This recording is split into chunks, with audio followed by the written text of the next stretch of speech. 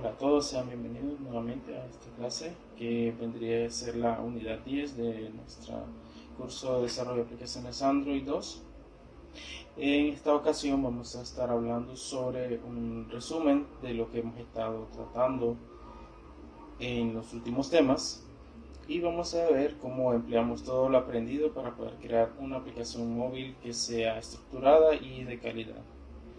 Básicamente nos tenemos que preguntar qué hemos aprendido y bueno, hemos visto a lo largo de todo este semestre distintos conceptos relacionados al desarrollo de móviles. Uno de ellos es, por ejemplo, a utilizar el lenguaje Kotlin, a crear los modelos o los que son objetos de tipo data class en Kotlin, a utilizar RecyclerView para mostrar un listado de elementos, así como hemos mencionado un poco sobre las corrutinas que nos sirven para ejecutar procesos en segundo plano. También hemos hablado sobre el Pattern Model View Model, el cual es un concepto de arquitectura de aplicaciones móviles que nos permite separar la vista del modelo, asimismo de la lógica de negocio de la aplicación. Luego vimos el tema sobre Room, el cual Room nos permite manipular las bases de datos de manera más eficiente en Android. Y por último hablamos sobre el consumo de API REST en Android, ¿verdad? Y de manera general cómo funcionan las aplicaciones, las interfaces de programaciones web, cómo las podemos utilizar y cómo empleamos esto, ¿verdad? Empleando REST.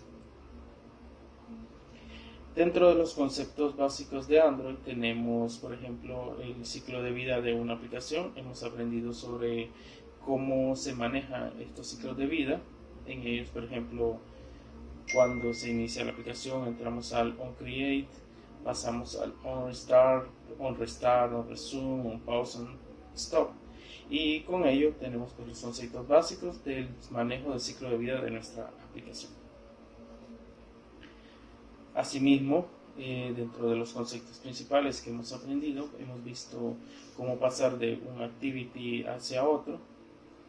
Y ya sabemos pues que esto lo hacemos por medio de start activity y le pasamos un intent. Si queremos regresar, ejecutamos el método finish en un activity y eso nos devolverá al anterior. Dentro de los conceptos importantes que tenemos que saber para crear aplicaciones Android está el concepto de los layouts, los cuales podemos implementar distintos tipos de layout, ya sea que tengamos una tablet o un teléfono o que estemos desarrollando una aplicación para distintos dispositivos. Nosotros podemos hacer uso de las diferentes resoluciones de layouts y mantener el mismo código con distintas vistas. Otro de los conceptos importantes que hemos visto es acerca de Kotlin. Como sabemos, Kotlin es un lenguaje de programación moderno, el cual pues nos permite crear aplicaciones de manera robusta y de una forma simplificada a como las trabajaríamos normalmente con Java. De hecho, Kotlin es 100% compatible con Java. Y tenemos a disposición las mismas clases y librerías que tenemos en Java, ¿verdad? Recordemos que este lenguaje fue desarrollado por la empresa JetBrains y fue adoptado por Google de manera oficial. Ahora pues Google recomienda de que se maneje Kotlin como el lenguaje principal de desarrollo de aplicaciones. Ya el concepto de crear aplicaciones utilizando Java se ha manejado como un segundo plano, aunque es 100% factible crear una aplicación en Java, pues recomiendan que todas nuestras aplicaciones sean Kotlin first, es decir, primeramente optemos por este lenguaje y dejemos Java para las aplicaciones que son legacy, por decirlo así, o sea que están un poco viejitas o desfasadas. Aquí les comparto un enlace hacia un Codelab de Kotlin, el cual vamos a estar resolviendo en las siguientes 2 sesiones. Y vamos a ver esto para repasar un poco estos conceptos, ¿verdad? Los siguientes videos que haremos van a tratar sobre cómo resolveremos estos ejercicios y cómo podemos utilizar esto en nuestros proyectos. Si queremos desarrollar una app Android, debemos aprender a utilizar Kotlin, ya que pues, para aprender a utilizar este lenguaje lleva mucho tiempo y esfuerzo por parte pues, de los programadores. Bien, otro de los conceptos importantes que hemos visto es el manejo del data class. Básicamente el data class es una clase que funciona como un modelo de datos. En ella pues podemos representar objetos de la vida cotidiana, por ejemplo un usuario, un animal, un elemento, un alumno, es decir, infinidad de cosas que pueden ser representadas como un modelo. Y luego esto con medio de data class podemos crear entidades, podemos llenar una lista, un recycle view o cualquier otro elemento, ¿verdad? de esto. Podemos emplear nuestro data class para representar objetos, básicamente, y por medio de las anotaciones podemos utilizarlo con otras librerías, por ejemplo como Retrofit para traer datos de una API y con Room para guardar y almacenar objetos en una base de datos local. Aquí vemos un ejemplo de un data class con Kotlin pues, representando una clase de usuario. En esta podemos ver val first name, que sería el nombre, dos puntos, el tipo de dato, seguido de val last name, dos puntos, el tipo de dato, en este caso es un string o una cadena, y val age o edad, seguido de dos puntos int, es decir, representa un número entero. Al momento de instanciar un objeto utilizando data class, nosotros escribimos val si es un objeto inmutable o var si es un objeto mutable, igual a user, en este caso es el data class, y le pasamos los parámetros. En este ejemplo, John, Doe, que sería el apellido, 50, que sería la edad. En Kotlin recordemos que no es necesario el uso de la palabra reservada new, ¿no? Como se utilizaría en Java. Por ejemplo, user, ser 1 igual a new user, tal cosa. Aquí solo val o var user igual a la clase, y en el constructor nos metemos los parámetros. Podemos copiar, o sea, podemos crear otro objeto, en este caso llamado user2, en el cual podemos copiar sus valores tomando como base el objeto 1. Entonces escribimos user1.copy y nos creará una copia idéntica de esto y se le asignará a la variable 2. Dentro de las comparaciones podemos comparar elementos. Si escribimos tres iguales, estamos comparando que si la referencia de dicho objeto es la misma, y con dos iguales si la estructura es igual. Esto pues como de manera general, refiriéndonos a los data class. El siguiente concepto que vimos es Recycler View. Hacemos uso bastante pues, de los data class aquí. El Recycler View, como hemos visto en sesiones anteriores, es una clase que representa una lista de elementos. Estos elementos, pues, como utilizáramos anteriormente en ListView, representamos una cantidad de elementos, pueden ser contactos, pueden ser usuarios, pueden ser colores, no sé. La diferencia es que aquí son reciclables, es decir, que los elementos que vemos en pantallas, digamos, si solo 5 cuadros alcanzan en pantalla, sobre esos 5 cuadros se pintan, y al hacer scroll se reutilizan, es decir, en vez de, si tenemos un arreglo con 1000 elementos en pantalla, no vamos a pintar esos 1000 elementos y que se consuma demasiada memoria, sino de que en las mismas pistas que ya se han pintado, se reutilizan y se están pintando pues el listado que tenemos en la parte de código y se representa, ¿verdad? en la lista pues. Para crear un Recycler View necesitamos tener un adaptador. Este adaptador toma, digamos, un arreglo de elementos, puede ser un array de ítems o un array de usuarios, no sé. Luego, por medio de un view holder, él como que, digamos que los transforma a una vista independiente y el adapter con el viewholder se encargan de representar los elementos de la lista en el recycler view. En este ejemplo, por ejemplo, tenemos un recycler view de colores. Recordemos que podemos pintarlo de la manera que queramos, personalizar el diseño, ajustar los parámetros. Por ejemplo, tenemos una lista de colores, podemos pintar el color en hexadecimal, el nombre y el elemento, el valor hexadecimal. Asimismo, podemos tener distintos estilos para los recycle view.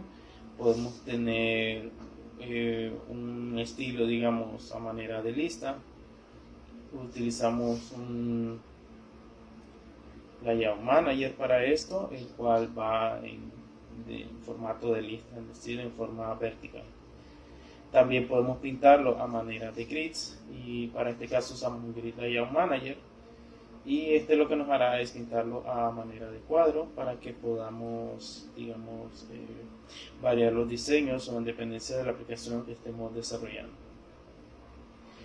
De igual forma, les he dejado una práctica hacia un Codelab de developers.android, la cual les puede servir de mucha utilidad para aprender a crear los recycle view. Las corrutinas. Este fue uno de los temas muy importantes que vimos anteriormente y que debemos conocer. Las corrutinas permiten ejecutar código en segundo plano. Se utiliza principalmente para las tareas que son de alto rendimiento, alto manejo, o sea que requieren bastante tiempo para ejecutarse, y en las cuales no podemos, digamos, dejar bloqueada la interfaz de usuario. Si estamos obteniendo una lista de elementos, nosotros no podemos congelarle la pantalla del usuario y decir está leyendo esto en el hilo principal, sino de que creamos un segundo hilo o una tarea, en este caso una corrutina, y mandamos a ejecutarlo en segundo plano. De igual forma, en esta presentación que les compartiré el enlace, he dejado un ejemplo hacia los Codelab para que puedan aprender a manejarla y que aprendan pues cómo se usa. Recordemos que las corrutinas se llevan muy bien tanto con los ciclos de vida de los activity, de los fragments, así mismo como los view models. Y hablando ya de view models, ¿no? Tenemos que los view models es un model view model.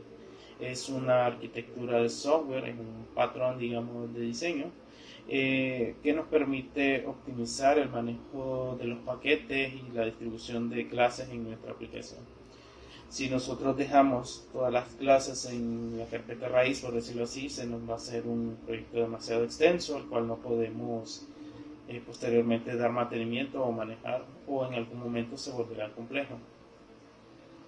Entonces, con Model View y Model podemos separar la lógica de las vistas de la lógica de los modelos. Es decir, se crea un intermediario que es el View Model con un observador de datos. Es decir, a la vista, en este caso puede ser un activity o un fragment, se encarga solamente de observar los cambios que se tengan en el View Model y volver a repintar estos elementos.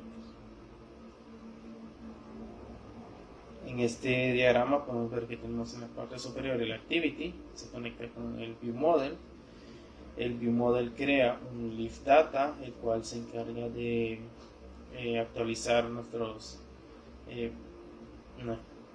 parámetros que estamos observando, y asimismo él se puede enlazar a un repositorio, el cual decidirá si se trae de RUM, es decir, de una base de datos, o de un origen remoto, es decir, de una API con retrofit.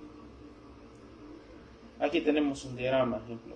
Tenemos una vista, ejecuta una acción, esta acción llama al View Model, el View Model se encarga de, digamos, solicitar el listado de usuarios. El View Model se va a encargar de llamar al repositorio.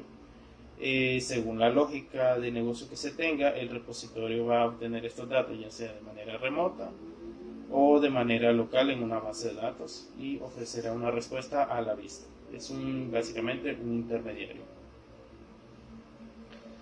Para aprender a utilizar esta arquitectura, aquí hay un enlace hacia un Codelab de desarrolladores Android, el cual pueden utilizar para aprender un poco más. El siguiente tema, posterior a Architectural Model View Model, es el uso de bases de datos en Android, en este caso con Room. Room es una librería de bases de datos creada por el equipo de Android en Google. Esta librería nos permite simplificar todo el proceso de manejo y gestión de bases de datos en SQLite y simplificar pues el trabajo en vez de escribir todas las consultas o conectarse directamente con la base de datos. Por medio de la librería Room nosotros accedemos a estos datos y obtenemos esta información de manera más simple. Room pues simplifica la tarea de trabajar con las bases de datos y en teoría pues es fácil de usar. Permite tener, por ejemplo, una base de datos lista en menos tiempo que como sería de manera manual, pues utilizando SQLite directamente. En la arquitectura de Room tenemos, por ejemplo, este diagrama, el cual tenemos nuestra aplicación Android por medio de un DAO, el cual es un Data Access Object. Accedemos a nuestra base de datos. Este DAO básicamente nos retorna una entidad que es un model, o sea, un data class, y con esta entidad pues ya nosotros podemos hacer lo que queramos, digamos, pintar un recycle view, pintar algún layout, mostrar un detalle de elementos, etc. Aquí tenemos un diagrama de cómo se emplean las bases de datos. Tenemos la base de datos en Room. Esta solicita los datos a través de un Data Access Object o un DAO y pues bueno, tiene estas entidades que ya tienen los valores get establecidos. De igual forma, aquí dejo un enlace a un Codelab de Google en el cual pueden aprender un poco más a utilizar las bases de datos con Room. Por último, tenemos el acceso a datos de una API, básicamente una API o Application Programming Interface o interfaz de programación de aplicaciones, en este caso web, es decir, una web API nos permite obtener información desde un servidor web y digamos, la base de datos que tenga ese servidor puede estar en SQL Server, en Oracle, en MySQL o cualquier otro, y se va a comunicar con nuestra aplicación por medio de una API. Entonces, en el siguiente diagrama tenemos, por ejemplo, el cliente envía una petición en formato JSON. Estas peticiones pueden estar con los métodos o los verbos HTTP, que pueden ser get, post, put, delete. Y hay otros como patch también. Esta petición le llega al servidor donde está la web API, se encarga de procesar esa información y de devolvernos una respuesta, ya sea en formato JSON o en formato XML. Para parsear la información que nos viene, ya que digamos si nos responde un JSON, debemos utilizar alguna librería como JSON o JSON, digamos, que nos sirve para transformar este texto, es decir, es un texto con formato, en objeto de entidades de Android, digamos, en un data class. En Android se utiliza la librería Retrofit, es una de las más conocidas para esto, y nos permite básicamente parsear esta información y transformarla a un data class. Nos ahorra todo el trabajo de programar la interfaz que se encargue de conectar al web, tener este método y transformar el resultado en objetos. Aquí tenemos un diagrama de cómo funciona una API REST. El cliente se conecta a la API obtiene información de una base de datos. La base de datos pues, contiene datos que pueden estar en tablas, y esta información que viene en tablas se transforma en objeto JSON, el cual se le devuelve como una respuesta hacia nuestra aplicación. Por el momento, este ha sido como el resumen de las aplicaciones de lo que hemos estado trabajando. En el siguiente video, en la siguiente clase, vamos a estar viendo cómo desarrollar una aplicación completa utilizando los conocimientos que hemos aprendido. Asimismo, vamos a resolver algunos códigos para que podamos entender su funcionamiento. Les dejo el enlace de la presentación y cualquier duda o pregunta que tengan, no duden en hacérmelo saber por cualquier medio, ya sea por correo o por los comentarios, y con gusto pues les estaremos brindando información sobre cualquier duda que tengan.